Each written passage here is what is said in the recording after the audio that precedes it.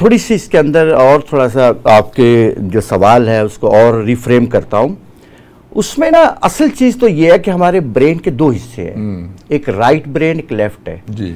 जो left brain है उस पर आपका माजी पड़ा हुआ है। अगर मैं आपसे पूछूं कि आप एक खूबसूरत जिंदगी गुजार के आए हैं, एक बड़े अदारे से मुंसलिक और एक बहुत बड़ी जगह को एंजॉय करके, नॉस्टैल्जिया तो होता ही। हाँ जी, अच्छा वो आपका लेफ्ट ब्रेन के पास पड़ा हुआ है।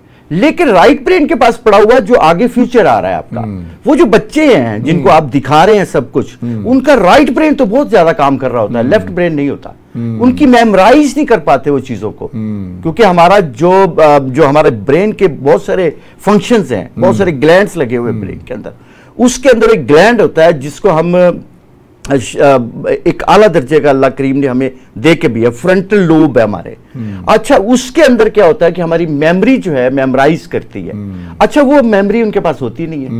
वो कहते हैं कि हमें दिखाते जाओ तो हम देखते जाएंगे। देखिए, आपने गौर किया होगा कि जब तक हमने कैलकुलेटर का इस्तेमाल नहीं किया था, हम ब्रेन से सब कुछ करते थे। अब हम ब्रेन से नहीं करते, अब कैलकुलेटर से करते हैं। उसकी वजह से क्या हुआ कि हमारे पास जो हमारा लेफ्ट ब्रेन है, अब उसको इस्तेमाल करने के काबिल नहीं रहे, राइट ब्रेन को इस्तेमाल करने के काबिल रहे।